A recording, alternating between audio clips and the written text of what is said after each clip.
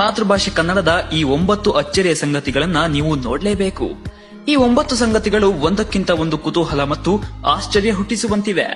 ಬನ್ನಿ ಹಾಗಾದ್ರೆ ತಡ ಮಾಡದೆ ಈ ಅದ್ಭುತ ಭಾಷೆಯ 9 ಅದ್ಭುತ ವಿಚಾರಗಳನ್ನ ನೋಡ್ಕೊಂಡು ಬರೋಣ.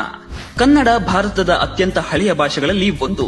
ಹೌದು, ತಮಿಳು ಮತ್ತು ಸಂಸ್ಕೃತದ ಬಳಿಕ ಕನ್ನಡ 3ನೇ ಅತ್ಯಂತ ಪುರಾತನ ಭಾರತೀಯ ಭಾಷೆ. ಕನ್ನಡ ಭಾಷೆ 2000 ವರ್ಷಗಳಿಗೂ ಹಳೆಯದು.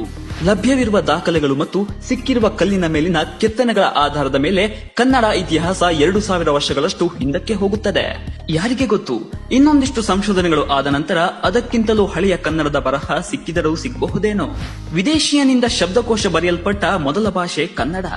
ಹೌದು, ವಿದೇಶಿಗರಾದ ಜರ್ಮನ್ ಪ್ರಜೆ ಫರ್ಡಿನಾಂಡ್ ಕೆಟಲ್ ಕನ್ನಡ ಬರದಿದ್ದರೂ ಕನ್ನಡವನ್ನ ಕಲಿತು ಕನ್ನಡದ ಸೊಗಡಿಗೆ ಮಾರು ಹೋಗಿ ಕನ್ನಡದ ಹುಚ್ಚು ಆರಾಧಕರಾಗಿ ನಂತರ ಕನ್ನಡ ಭಾಷೆಯ ಶಬ್ದಕೋಶವನ್ನೇ ಬರೆದು ಬಿಟ್ರು. ಇದು ಕಿಟಲ್ ಡಿಕ್ಷನರಿ ಅಂತಾನೆ ಖ್ಯಾತವಾಯಿತು. ಕನ್ನಡದ ಮುಂದೆ ಬಚ್ಚ ಇಂಗ್ಲಿಷ್ ಭಾಷೆ. ಹೌದು, ರಾಷ್ಟ್ರಕೂಟರ ಸಾಮ್ರಾಟ ಅಮೋಘ ವರ್ಷ ನೃಪತುಂಗ ಕವಿರಾಜ ಮಾರ್ಗವನ್ನ ಬರೆಯುವಾಗ ಇಂಗ್ಲಿಷ್ ಭಾಷೆ ಆಗಿನ್ನೂ ಅಂಬೆಗಾಲಿಡ್ತಾ ಇತ್ತು ಮತ್ತು ಈಗಿನ ಹಿಂದಿ ಆಗಿನ್ನೂ ಹುಟ್ಟಿರ್ಲೇ ಇಲ್ಲ. ಕನ್ನಡ 99.99% ವೈಜ್ಞಾನಿಕ ಭಾಷೆ.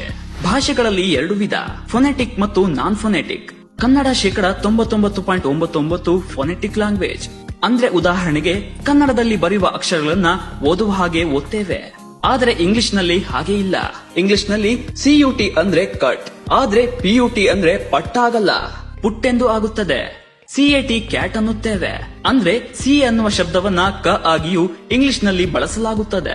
ಆದರೆ ಕನ್ನಡದಲ್ಲಿ ಇರುವ ಶಬ್ದಗಳನ್ನ ಹೇಗಿದೆಯೋ ಹಾಗೆ ಬಳಸ್ತೇವೆ. ಹೀಗಾಗಿ ಕನ್ನಡ ವೈಜ್ಞಾನಿಕವಾಗಿ ಅತ್ಯಂತ ಸ್ಪಷ್ಟತೆ ಇರೋ ಭಾಷೆ. ಸಾಹಿತ್ಯಕ್ಕಾಗಿ ಅತಿ ಹೆಚ್ಚು ಪ್ರಶಸ್ತಿ ಪಡೆದ ಸಾಹಿತಿ ಕನ್ನಡಿಗ. ಸಾಹಿತ್ಯದಲ್ಲಿನ ಸಾಧನೆಗಾಗಿ ಅತಿ ಹೆಚ್ಚು ರಾಷ್ಟ್ರೀಯ ಮಟ್ಟದ ಪ್ರಶಸ್ತಿಗಳನ್ನು ಪಡೆದ ಲೇಖಕ ಒಬ್ಬ ಕನ್ನಡಿಗ.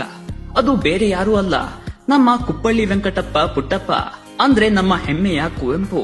ಅತಿ ಹೆಚ್ಚು ಜ್ಞಾನಪೀಠ ಪ್ರಶಸ್ತಿ ಪಡೆದ ಭಾಷೆ ಕನ್ನಡ. ಹೌದು, ಕನ್ನಡಕ್ಕೆ 8 ಜ್ಞಾನಪೀಠ ಪ್ರಶಸ್ತಿಗಳು ಬಂದಿವೆ. ಹಿಂದಿಗೆ ಬಂದಿರೋದು 6, ತೆಲುಗಿಗೆ ಕೇವಲ 2, ಇನ್ನು ಮಲಯಾಳಂಗೆ 3 ಮತ್ತು ತಮಿಳಿಗೆ ಕೇವಲ 2. ಇದು ಕೂಡ ಕನ್ನಡಿಗರಿಗೆ ಹೆಮ್ಮೆಯ ವಿಚಾರ. ವಿಕಿಪೀಡಿಯಾ ಲೋಗೋದಲ್ಲಿ ಮಿಂಚಿಂಗ್. ಇಡೀ ವಿಶ್ವದ ಮಾಹಿತಿಯ ಕಣಜವಾದ ವಿಕಿಪೀಡಿಯಾ ಲೋಗೋದಲ್ಲಿ ಕನ್ನಡ ಭಾಷೆ ಇದೆ.